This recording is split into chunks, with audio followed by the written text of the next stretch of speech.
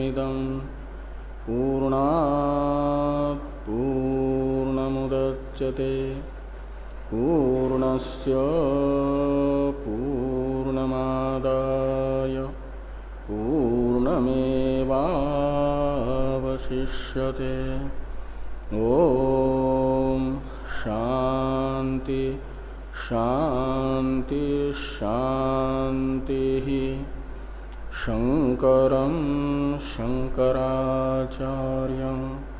केशवं बादरायणं सूत्रभाष्यकृतो वन्दे भगवन्तौ पुनः पुनः। ईश्वरो गुरुरात्मेति मूर्तिभेद विभागिने व्योमवद्व्याप्तदेहाय दक्षिणामूर्तये नमः। ॐ शान्ति शान्ति शान्तिः। ब्रह्म सूत्र के द्वितीय अध्याय के प्रथम पाद के द्वितीय अधिकरण का विचार कल प्रारंभ हुआ था।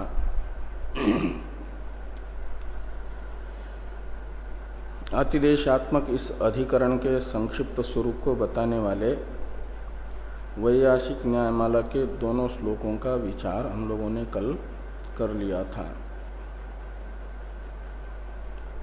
इस अधिकरण में एक ही सूत्र है।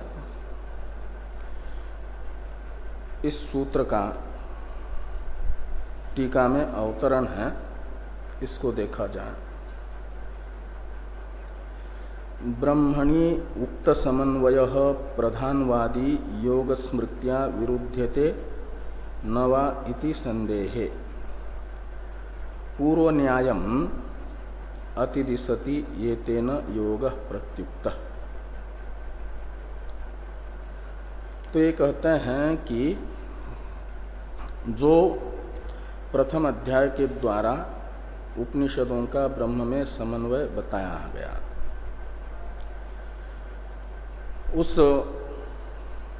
ब्रह्म में उपनिषदों के समन्वय का जगत के तत्व के रूप में प्रधान को बताने वाली योग स्मृति के साथ विरोध होगा अथवा नहीं होगा, यह संशय हुआ। इस संशय के होने पर संशय का निवर्तक निश्चय बताने के लिए ये अतिदेशात्मक अधिकरण है। और जो अतिदेशात्मक अधिकरण होता है उसके पूर्व पक्षादि संगति आदि अंश लगभग जिस अधिकरण का अतिदेश होता है उस अधिकरण के जैसे ही होता है। इसलिए टीकाकार कहते हैं कि अतिदेशत्वात् पूर्ववत संगत्यादिकम द्रष्टव्यम। ये द्वितीय अधिकरण अतिदेशात्मक होने के कारण जो इस द्वितीय अधिकरण से पूर्ववर्ती अधिकरण है प्रथम अधिकरण, उसमें जैसे संगति रूप अंश हुआ, विषय रूप अंश हुआ, संशय रूप अंश हुआ, पूर्व पक्षात्मक अंश हुआ, वैसा ही यहां पर भी रहेगा। तो इसलिए कहा कि संगत्यादिकम पूर्ववत द्रष्टव्यम, यानी प्रथम अधिकरण में जैसे संगत्यादि अंश थे, फल भी वैसा ही समझना। तो प्रथम अधिकरण का श्रुति के साथ, शास्त्र के साथ, अध्याय के साथ और पाद के साथ संबंध बताया गया था एक विषयकत्व टीका में। तो इस अधिकरण का भी श्रुति, शास्त्र, अध्याय और पाद के साथ एक विषयकत्व संबंध बनेगा। पूर्व अधिकरण का फलात्मक अंश बताते समय पूर्व अधिकरण के पूर्व पक्ष के मत में फल बताया गया था ब्रह्म में वेदांतों के समन्वय की असिद्धि। वही फल इस अधिकरण के भी पूर्व पक्ष में होगा। ब्रह्म में वेदांतों के समन्वय की असिद्धि यही इस अधिकरण के भी पूर्व पक्ष में फल होगा। और सिद्धांत में फल था ब्रह्म में उपनिषदों के समन्वय की सिद्धि, वो यहां पर भी सिद्धांत अंश में वही फल होगा। तो इस प्रकार संगति और फल पूर्व अधिकरण में जैसे थे वैसे ही इस अधिकरण में भी समझना। और पूर्व पक्ष भी पूर्व अधिकरण के तरह ही है, थोड़ी विशेषता है इसमें। जितने अंश में विशेषता है उतना अंश यहां पर बताया जाएगा पूर्व पक्ष का। तो पूर्व पक्ष तो ये रहेगा कि योग स्मृति के साथ वेदांत समन्वय का विरोध होने से, विरोध है, इसलिए योग स्मृति में अनवकाश प्रसंग को टालने के लिए वेदांतों को ब्रह्म में तात्पर्यवत न माना जाए। ये पूर्व पक्षी रहेंगे यहाँ के भी। तो इस प्रकार का पूर्व पक्ष प्राप्त होने पर सिद्धांत है, सूत्र से बताया जा रहा है। सूत्र का उच्चारण किया जाए। ये तेन योग प्रत्युक्त, ये तेन योग प्रत्युक्त, तीन पद हैं। ये तेन तृतीयांत है, योग प्रथमांत है, प्रत्युक्त प्रथमांत है। ये तेन ये सर्वनाम है और इस सर्वनाम से पूर्व अधिकरण में सांख्य स्मृति का प्रत्याख्यान करने के लिए अपनाए हुए जो हेतु थे उन हेतुओं का ये परामर्शक सर्वनाम है। इसलिए ये तेन शब्द का अर्थ होगा सांख्य स्मृति के प्रत्याख्यान में प्रयुक्त हेतु समूह से। तो वहां यही बताया था कि वेद तथा वेदानुसारी स्मृति का विरोध और प्रधान तथा महदादि तत्वों का अवैदिकत्व होने से उस अंश में सांख्य स्मृति का अप्रामाण्य होने के कारण सांख्य स्मृति में अनवकाश प्रसंग दोषावह नहीं है। ऐसे यहां पर भी योग स्मृति का जो अनवकाश प्रसंग आएगा योग स्मृति में वह भी दोषावह नहीं है। क्यों? तो वेद विरोध होने से तथा वेदानुसारी स्मृति का विरोध होने से ये तीनों शब्द का अर्थ निकलेगा। और सांख्य स्मृति का जिस अंश में खंडन किया जा रहा है, प्रत्याख्यान किया जा रहा है, वह अंश अवैदिक होने से उस अंश में योग स्मृति के उतने अंश में प्रमाण अमूलकत्व होने से, प्रमाण मूलकत्व न होने से अप्रामाण्य भी है। और अप्रामाण्य होने से सांख्य स्मृति में अप्रमाण मूलक सांख्य स्मृति में अनवकाश सांख्य योग स्मृति में अप्रमाण मूलक योग स्मृति में अनावकाश प्रसंग दोष नहीं है।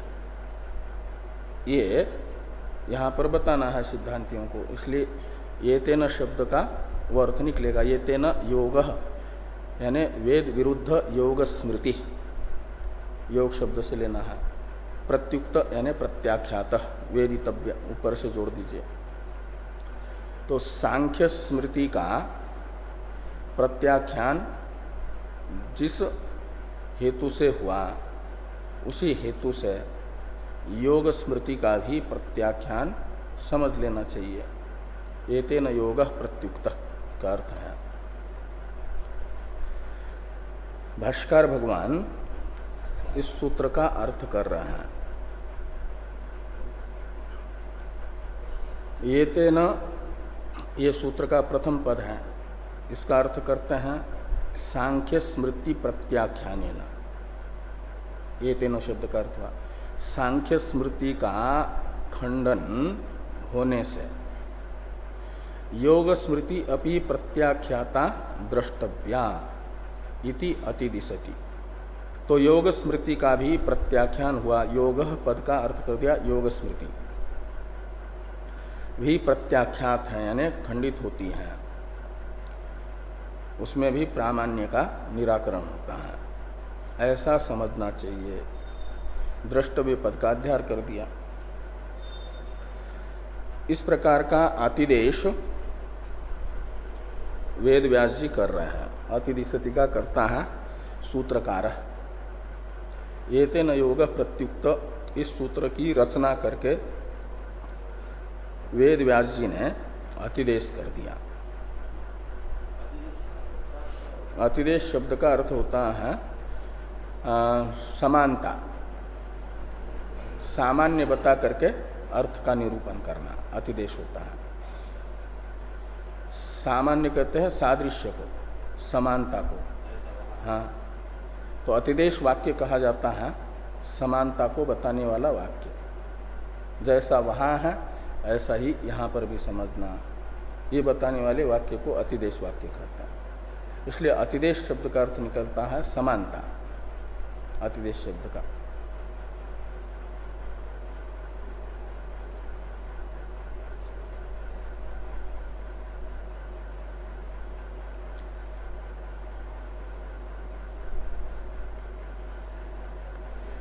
तो सांख्य स्मृति की जो समानता है, यहां पर सांख्य स्मृति का प्रत्याख्यान जिसके कारण हुआ, उतना अंश योग स्मृति में भी है। इसलिए उतने अंश में योग स्मृति भी तत्व जिज्ञासु के लिए अनुपादेय है, अग्राह्य है। तो भाष्य में आगे वाला वाक्य है तत्रापि श्रुति विरोधेन प्रधानम स्वतंत्रम एव कारणम महदादीनि च कार्याणि अलोक वेद प्रसिद्धानि कल्प्यन्ते। तो कहते हैं कि तत्रापि यानी सांख्य स्मृतौ अपि, तत्र शब्द का अर्थ है सांख्य स्मृति। कहाँ? हाँ, तो तत्रापि श्रुति विरोधेन प्रधानम स्वतंत्रम एव कारणम महदादीनि च कार्याणि अलोक वेद प्रसिद्धानि कल्प्यन्ते। तत्र शब्द का अर्थ ये योग स्मृति जिसका प्रत्याख्यान कर रहे हैं। तो ये जिस सांख्य स्मृति का अतिदेश, सांख्यों का बार बार उच्चारण करते करते पूर्व अधिकरण में ऐसे अध्याय बदल गया, तो प्रथम ऐसा ये शुरू में आ जाता है जैसा अभ्यास होता है। ऐसे तत्रापि यानी योग स्मृतो अपि श्रुति विरोधेन प्रधानम स्वतंत्रम एव कारणम महदादीनि च कार्याणि अलोक वेद प्रसिद्धानि कल्प्यन्ते। योग स्मृति में भी जैसे सांख्यों ने जगत के कारण के रूप में स्वतंत्र प्रधान की कल्पना की, वह उनकी कल्पना वेद विरुद्ध है। वेद तो जगत के कारण के रूप में चेतन ब्रह्म को बता रहा है, यह सांख्य लोग जड़ स्वतंत्र प्रधान को जगत का कारण कहते हैं। वैसा ही योग शास्त्र में भी इन पतंजलि जी ने कल्पना की है। और महदादीनि च कार्याणि, सांख्य स्मृति में भी प्रधान के परिणामात्मक कार्य के रूप में महदादि तत्वों की कल्पना है। तो योग स्मृति में भी इसी प्रकार की इनकी कार्य के रूप में कल्पना है। लेकिन ये दोनों भी स्वतंत्र प्रधान रूप कारण तथा महदादि रूप कार्य, ये दोनों कैसे हैं? तो कहते अलोक वेद प्रसिद्धानी, न तो वेद प्रमाण से प्रसिद्ध हैं, प्रमा के विषय बनते हैं, तथा लोक शब्द से प्रत्यक्षादि लौकिक प्रमाण को लेना, तो प्रत्यक्षादि लौकिक प्रमाण से भी प्रमित नहीं है और वेद प्रमाण से भी प्रमित नहीं है। ऐसे प्रधान की चर्चा तथा महदादि की चर्चा सांख्य स्मृति के तरह योग स्मृति में भी हुई है। तो योग स्मृति का ये जो अंश है, प्रधान तथा महदादि की चर्चा करने वाला, इतना अंश अवैदिक है, अवैदिक अर्थ का प्रतिपादक है। इसलिए वह प्रत्याख्यात होता है किससे? इन प्रधानादियों को वेद तथा लोक प्रमाण से पूर्व अधिकरण में बताया गया अप्रमित है, वेद प्रमाण तथा लोक प्रमाण से अज्ञात है, अप्रसिद्ध है। इसलिए प्रामाणिक अनुभव इनका न होने से प्रामाणिक स्मृति भी नहीं होगी। और कोई भी पौरुष वचन तो यथार्थ स्मृति मूलक है तो प्रमाण माना जाता है।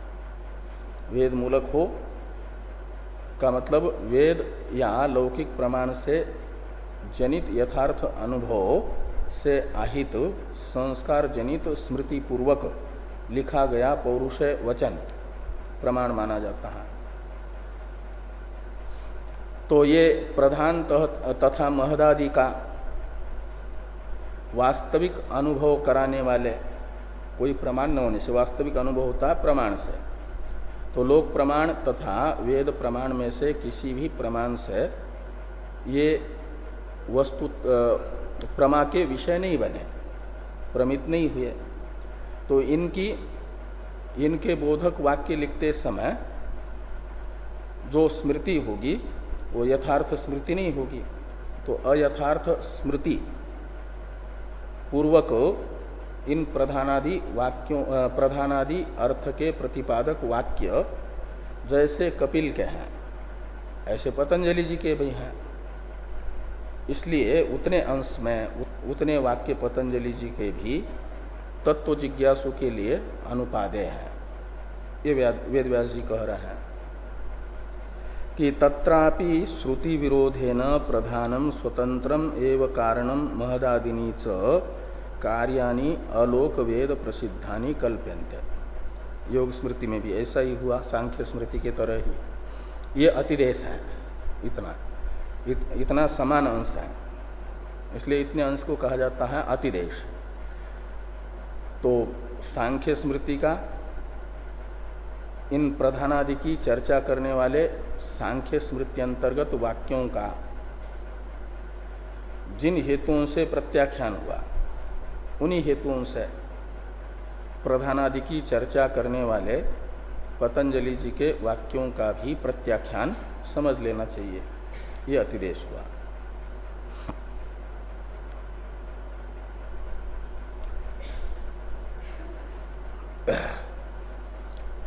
तो ये कहते हैं यदि पूर्व अधिकरण में बताए गए हेतुओं से ही सांख्य स्मृति के तरह योग स्मृति का भी प्रत्याख्यान अभिष्ट है, खंडन, तब तो उसी अधिकरण से योग स्मृति का भी खंडन हो जाता।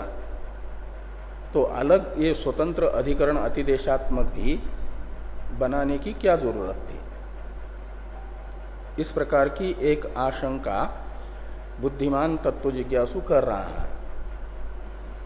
भाष्य में है कि ननु एवं सति समान न्यायत्वात् पूर्वेण एव एतद् गतम किमर्थम पुनरअतिरिष्यते।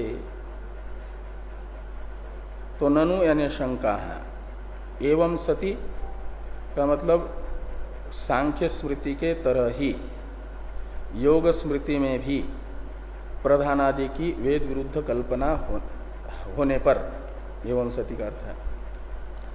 तब तो यहां के पूर्व पक्ष विषय संशय, पूर्व पक्ष, सिद्धांत एक जैसा ही है।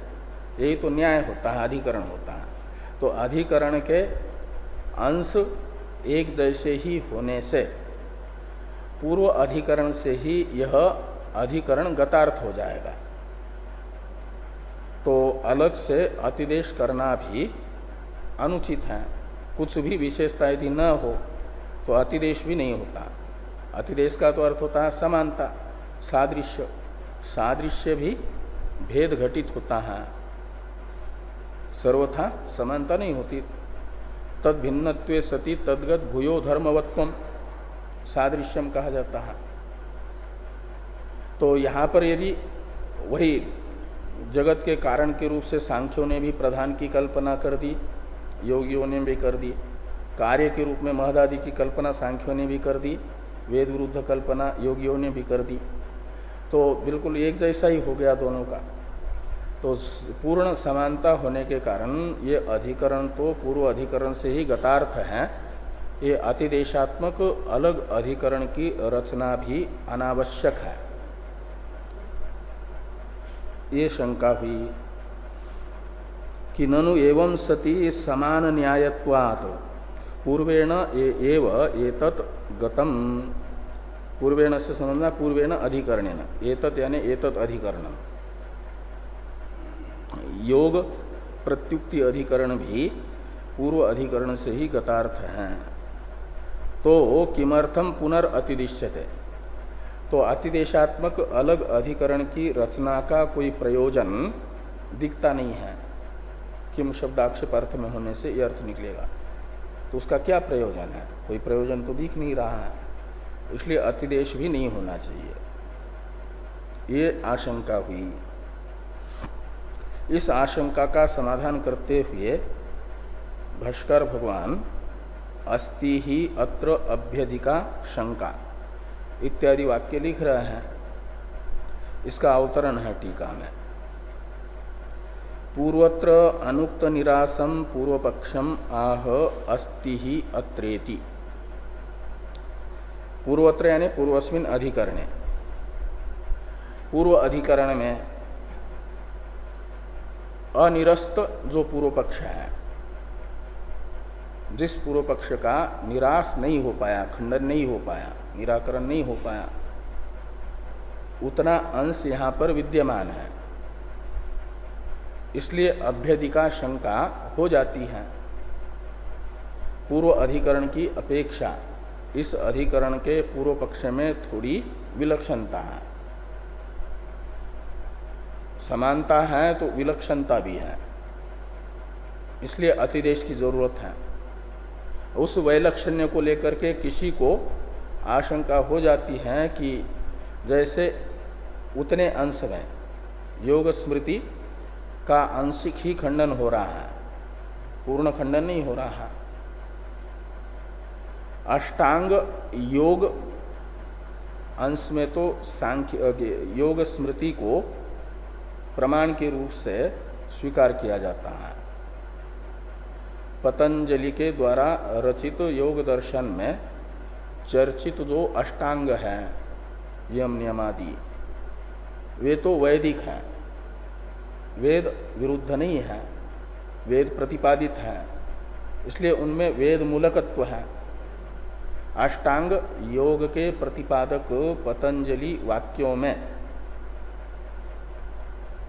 वेद मूलकता भी है, इसलिए उतने अंश में जितने अंश में वेद मूलक वाक्य हैं वे प्रमाण है, तत्व जिज्ञासु के लिए उपादेय है।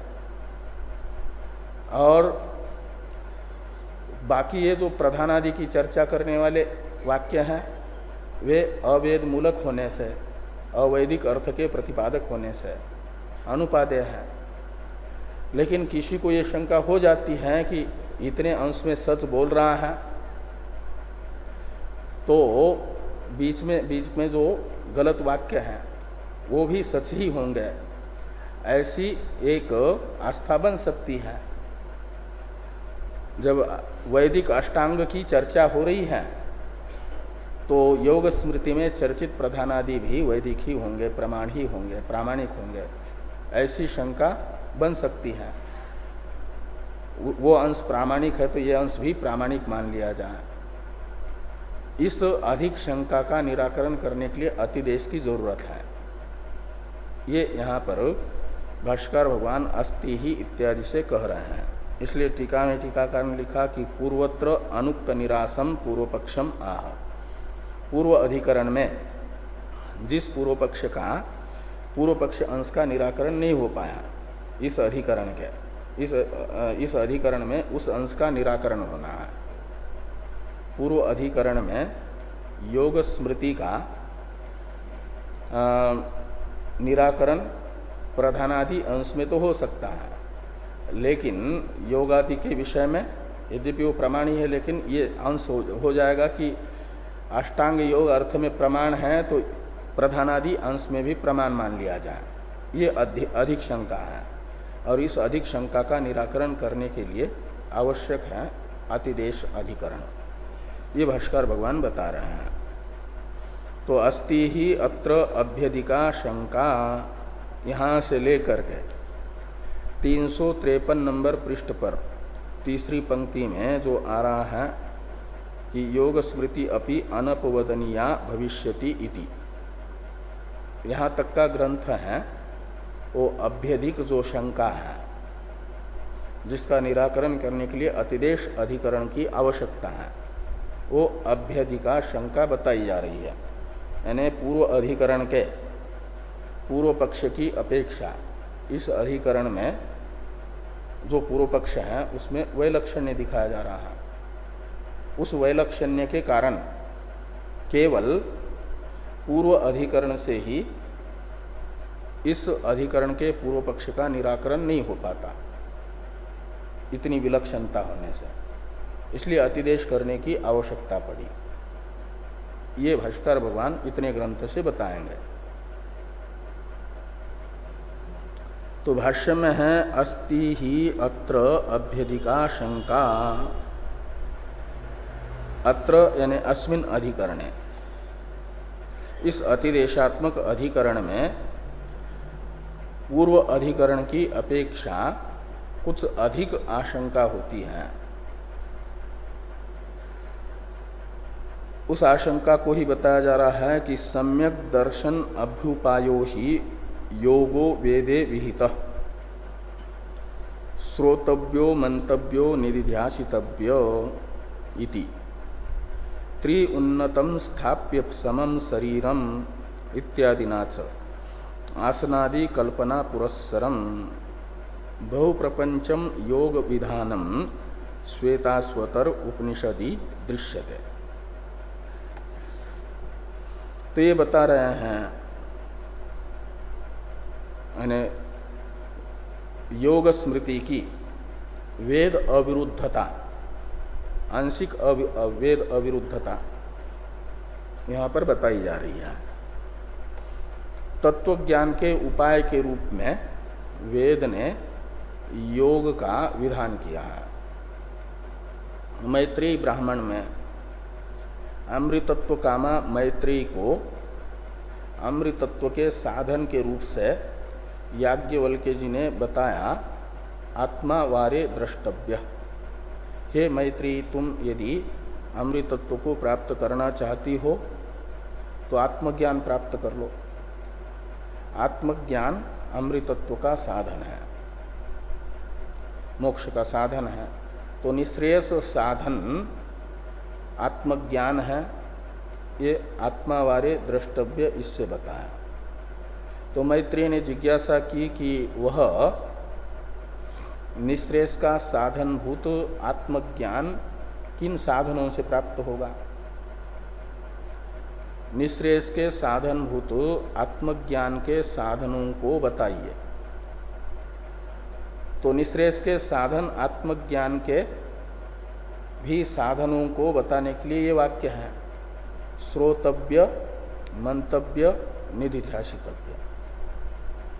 इनमें श्रोतव्य इस विधि वाक्य के द्वारा बताया गया कि सर्वात्म प्रतिपादक जो वेदांत दर्शन है, वेदांत ग्रंथ है, उनका विचार करो।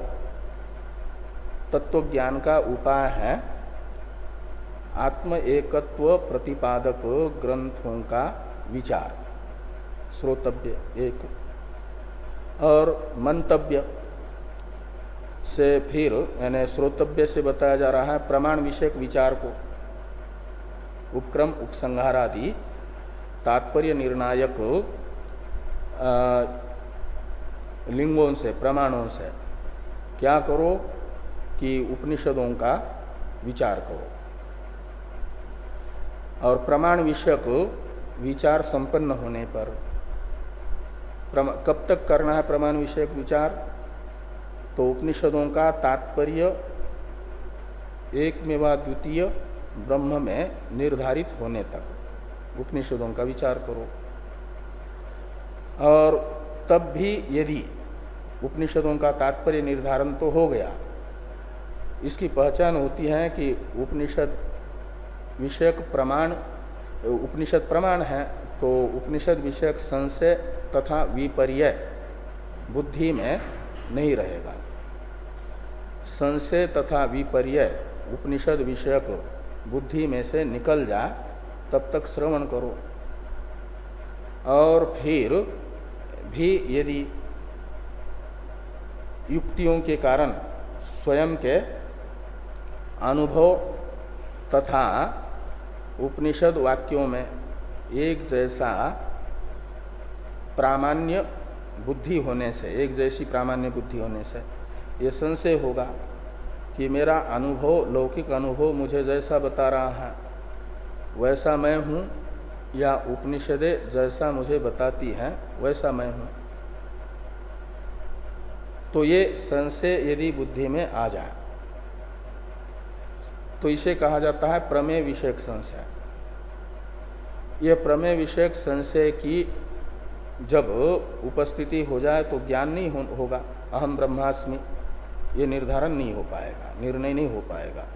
उपनिषदों का तात्पर्य जिस अर्थ में निश्चित हुआ उस अर्थ का ज्ञान में बाधक है ये प्रमेय विषयक संशय। तो इस संशय को निवृत्त करने के लिए याज्ञवल्क्य जी ने कहा मैत्रेय को कि मंतव्य, मनन कर लो। ब्रह्म से स्वयं का भेद बताने वाला जो अनुभव है उसकी बाधक युक्तियां तथा उपनिषद अर्थ का निर्धारण अनुकूल उपनिषद अर्थ के निश्चय पर बुद्धि को स्थिर करने वाली जो युक्तियां, उनसे उपनिषद अर्थ का यानी ब्रह्मात्म एकत्व का चिंतन करो। ये मंतव्य से बता। तो ये मनन भी कर लिया, प्रमेय विषयक संशय की निवृत्ति हो गई, तो परोक्ष निश्चय होता है। फिर श्रवण और मनन से निश्चय हो गया, और सभी को परोक्ष निश्चय ही होगा ये आवश्यक नहीं है। किसी को अप्रोक्ष श्रवण मात्र से भी हो जाता है यदि प्रमेय विषयक संशय या विपर्य न हो, तो किसी को अप्रोक्ष भी हो जाता है श्रवण मात्र से ही, दशमस्तोमसि इत्यादि में जैसा होता है। लेकिन किसी किसी के बुद्धि में संशय विपर्य रहते हैं प्रमेय विषयक, तो उसको संशय को मिटाने के लिए मनन की जरूरत होती है, विपर्य को मिटाने के लिए आवश्यकता होती है मनन की, क्या नाम, निधिध्यासन की। और श्रवण मनन से ये परोक्ष निश्चय उस व्यक्ति को होता है जिसके अंदर अशुभ संस्कार, विपरीत भावना अत्यधिक है, उसे अप्रोक्ष नहीं हो पाता। तो उन अशुभ संस्कारों की निवृत्ति के लिए कहा कि निधिध्यासन करो, निधिध्यासितव्य। नि का अर्थ होता है निश्चय पूर्वक, ध्यासितव्य का अर्थ है ध्यान करो। तो निश्चय पूर्वक ध्यान यानी श्रवण मनन से पहले निर्धारण कर लो, और फिर श्रवण मनन से निर्धारित अर्थ में ही अपनी अहम वृत्ति को समाहित करो। ये निधिध्यासन है। श्रवण मनन से निर्धारित अर्थ में अपनी अहम वृत्ति को समाहित करना, अहम वृत्ति का समाधान, उसी में स्थिर करना उसे। और ये निधिध्यासन को ही कहा जाता है योग। ये निधिध्यासन है योग। योग में भी यही होता है, चित्तवृत्ति को स्थिर किया जाता है, योगस चित्तवृत्ति निरोध। और यहां पर निधिध्यासितव्य से क्या बताया जा रहा है कि अहम वृत्ति का यदि उपनिषद प्रतिपाद्य अर्थ में ठीक से समाधान हो गया, ठीक से वो बैठ गई, तो बाकी वृत्तियां उठेगी नहीं, तो वृत्तियों का निरोध ही हो जाएगा, बाधित हो जाती है। तो निधिध्यासन ये योग है। तो निधिध्यासितव्य ये विधि वाक्य है। मैत्री ने जिज्ञासा की कि निश्रेयस के साधन, आत्मज्ञान के साधन कौन है, वो मुझे बताइए। तो मैत्री की इस जिज्ञासा को शांत करने के लिए याज्ञवल्क्य जी ने तत्व ज्ञान के उपाय के रूप से श्रवण मनन के तरह निधिध्यासन शब्दित योग को भी बताया है। तो ये निधिध्यासितव्य योग का तत्व ज्ञान के उपाय के रूप से विधान करने वाला वेद वाक्य है। इसलिए योग तत्व ज्ञान के उपायत्वेन रूपेण वैदिक है,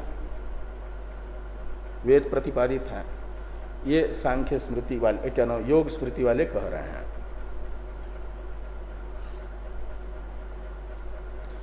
कि सम्यक दर्शन अभ्युपायो ही योगो वेदे विहितः। सम्यक दर्शन है आत्मावारे द्रष्टव्य, इस वाक्य से अमृतत्व के साधन के रूप से बताया हुआ ज्ञान, आत्मज्ञान, वैदिक आत्मज्ञान है सम्यक दर्शन, और उसके उपाय के रूप में योग का विधान करने वाला वाक्य है निधिध्यासितव्य। ये वाक्य और भी, ये तो बृहदारण्यक उपनिषद का वाक्य हुआ।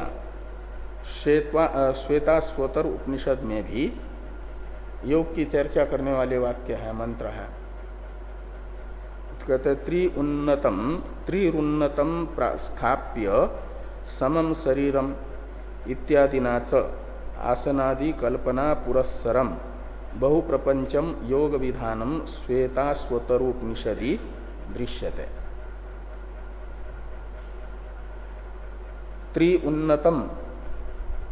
त्रिरुन्नतम इस शब्द की व्युत्पत्ति बता रहे हैं टीकाकार। अच्छा, उससे पहले निधिध्यासन के विषय में कह रहे हैं, इसको देखिए कि निधिध्यासनम योग, निधिध्यासितव्य इस वाक्य के द्वारा विहित आत्मज्ञान के साधन के रूप से जो निधिध्यासन है वह योग शास्त्र का योग है, योग दर्शन का।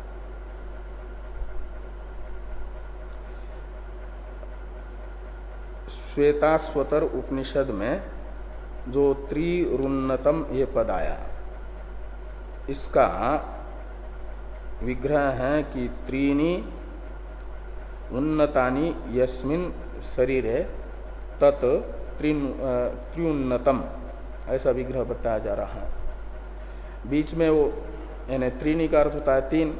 वे तीन कौन? तो तीन को बताया जा रहा है ऊर, ग्रीवा और शीर। ऊर है छाती, और ग्रीवा यानी ग्रीवा प्रसिद्ध ही है गला, और शीर, ये तीनों के तीनों उन्नत होने चाहिए।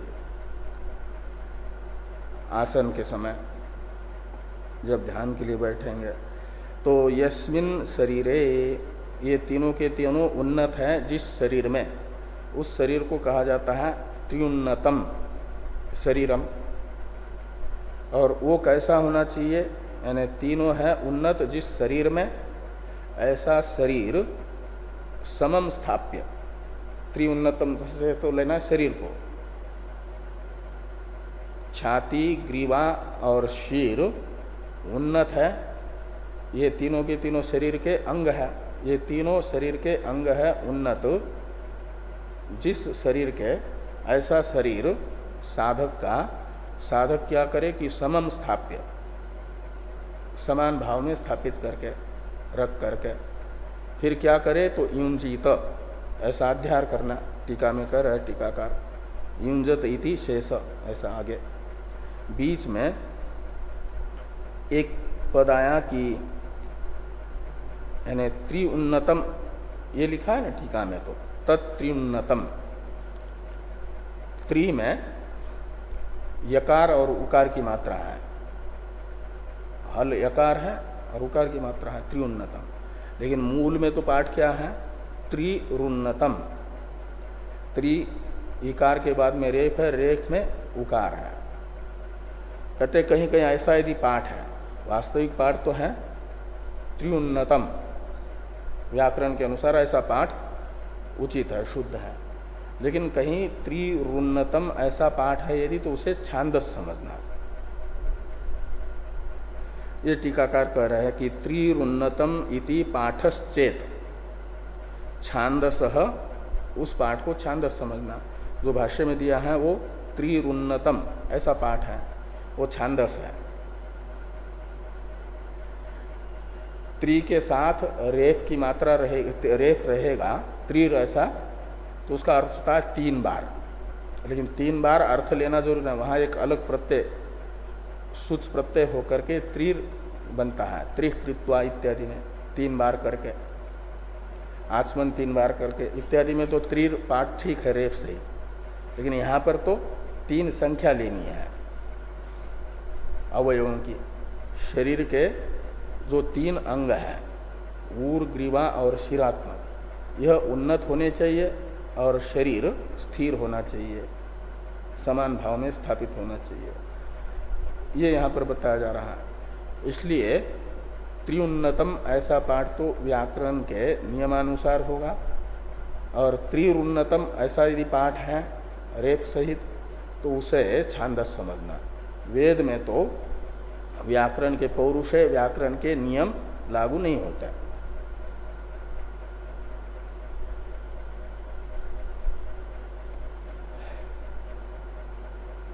तो त्रिरुन्नतम इति पाठश्चेत छांदस, और युंजित इति शेष, वहां पर स्थाप्य समम शरीरम युंजित, यानी योगम अनुतिष्ठेत, योग का अनुष्ठान करें। इस प्रकार इन वाक्यों से आसनादि की कल्पना पूर्वक योग का विस्तार से वर्णन है। कहा? श्वेताश्वतर उपनिषद में।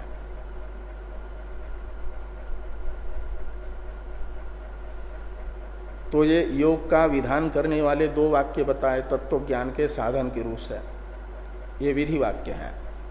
युंजित, ये भी पद का अध्ययन करके जोड़ करके विधि वाक्य बना ना, श्वेताश्वतर उपनिषद में भी, और बृहदारण्यक उपनिषद में भी निधिध्यासितव्य विधि ही है।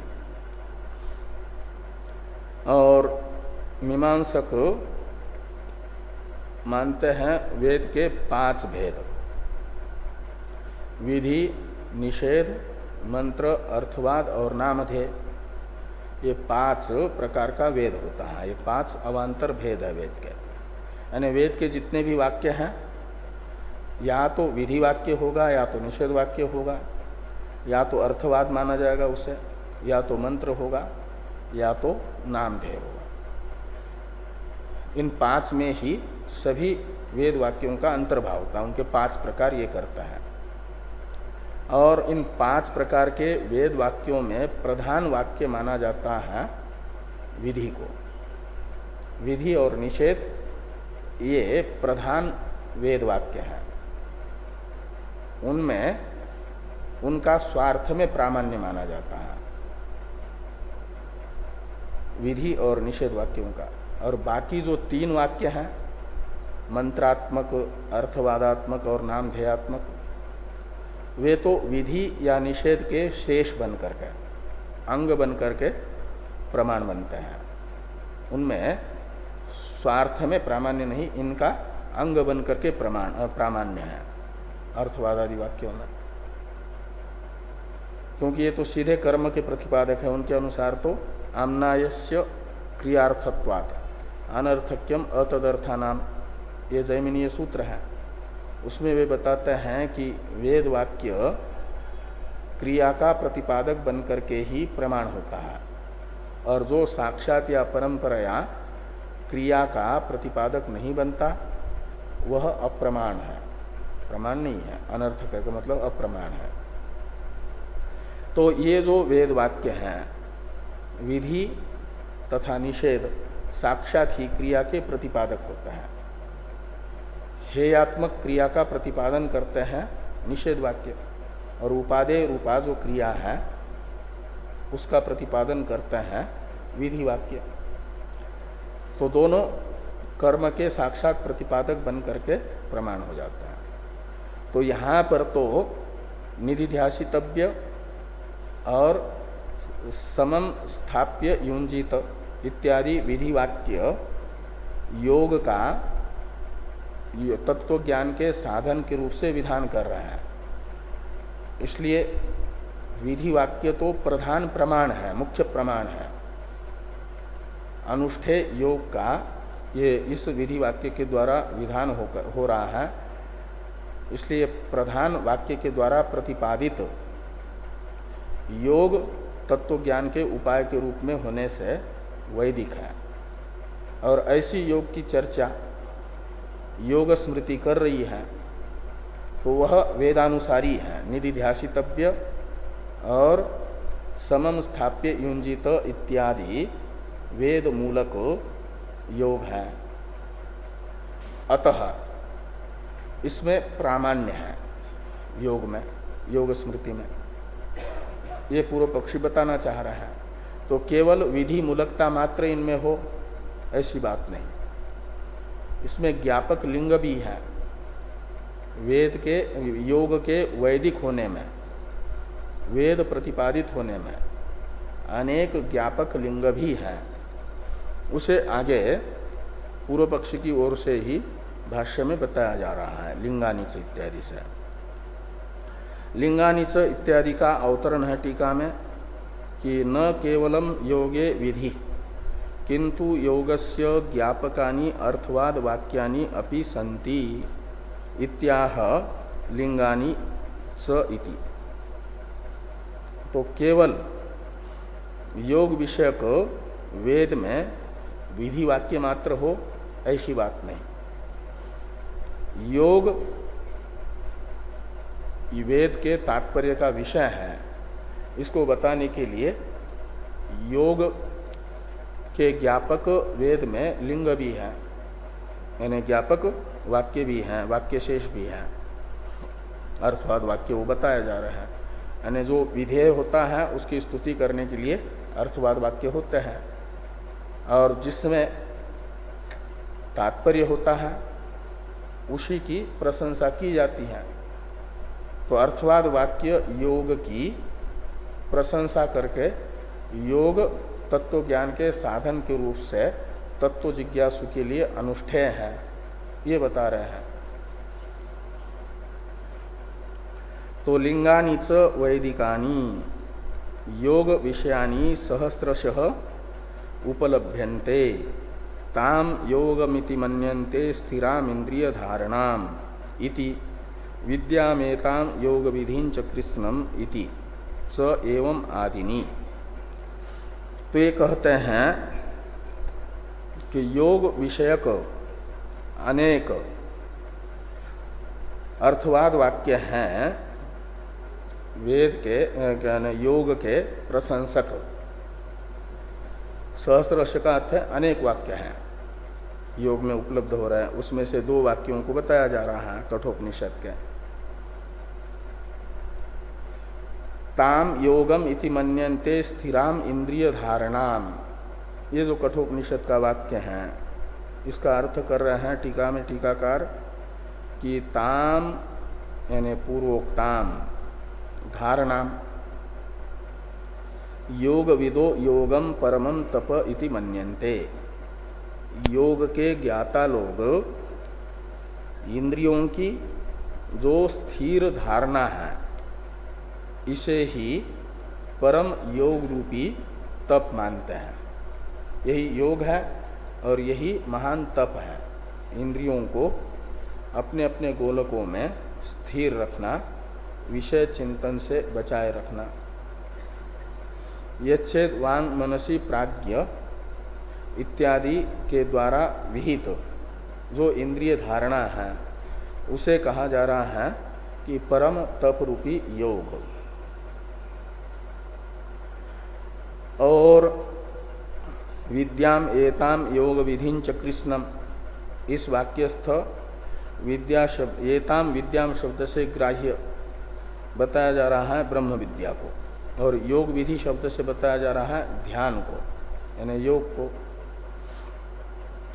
तो उक्ताम एताम ब्रह्म विद्याम, एताम विद्याम एताम का अर्थ है मृत्यु ने यानी यमराज जी ने नचिकेता को न जायते म्रियते वा विपश्चित इत्यादि वाक्य के द्वारा प्रदान की हुई ब्रह्म विद्या।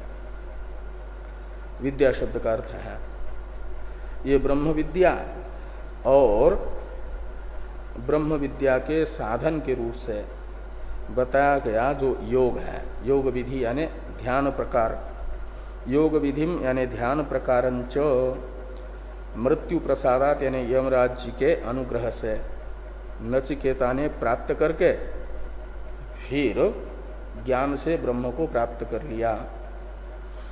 ये जो वाक्य है ये वाक्य भी ज्ञान के साधन के रूप से योग का ज्ञापक लिंग है। इस प्रकार अनेक वाक्य योग के वैदिक होने में लिंग है, ज्ञापक है। तो जैसे वेद ने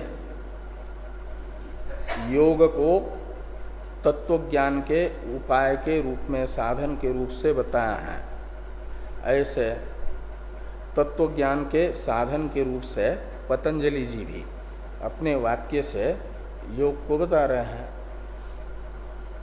तत्व ज्ञान तथा योग में साध्य साधन भाव वेद ने बताया है, और पतंजलि जी भी वैसा ही मान रहे हैं, तत्व ज्ञान का साधन योग है करके।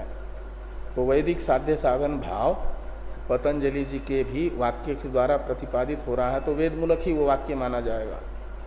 तो ये कह रहे हैं कि अथ इत्यादि से, योग शास्त्रे भी इत्यादि से यही कहा जा रहा है कि योग शास्त्रे भी अथ तत्वदर्शनोपायो योग इति सम्यक दर्शन अभ्युपायत्वेन एव योगो अंगीक्रियते। ये जो अथ तत्वदर्शनोपायो योग, ये एक योग दर्शन का सूत्र है, और ये सूत्र वाक्य योग तत्वदर्शन, तत्वज्ञान तथा योग में उपाय उपेय भाव बता रहा है, साध्य साधन भाव बता रहा है कि तत्वदर्शन उपाय का मतलब तत्वदर्शन है साध्य और उसका उपाय है साधन है योग। तो तत्वदर्शन के साधन के रूप में योग बताया जा रहा है इस पतंजलि वाक्य के द्वारा भी। इति सम्यक दर्शन उपायत्वेन एव योगो अंगीक्रियते। तो वेद में और योग दर्शन में एक जैसा ही हुआ, इसलिए वेद मूलकत्व है। तो एक वाक्य भाष्य में है, इसको देखिए टीका में, योग स्मृति ही प्रधानादि तत्वांशे भी प्रमाणत्वेन स्वीकार्या। अच्छा, ये अवतरण लिख रहा है, स्वीकार्या क्यों कहते, संप्रतिपन्न प्रामाणिको अर्थैक देशो योग रूपो यस्याह तत्वात् इत्यर्थ। ये आगे वाले वाक्य का अर्थ है। पहले एक वाक्य भाष्य में है, उसको पढ़िए। अतः संप्रतिपन्न अर्थैक देशत्वात् अष्टकादि स्मृतिवत योग स्मृति अपि अनपवदनीया भविष्यति इति, ये वाक्य है। लेकिन इस वाक्य में यहाँ का जो मुख्य पूर्व पक्ष है उसी को स्थापित किया जा रहा है। ये बताया जा रहा है कि पूरी की पूरी योग स्मृति अनपवदनीय है, यानी अप्रत्याख्या है, उसका प्रत्याख्यान करना उचित नहीं है, ये यहां पर बताया जा रहा है। इसमें अभी समय लगेगा, इस पर चर्चा हम लोग कल करते हैं।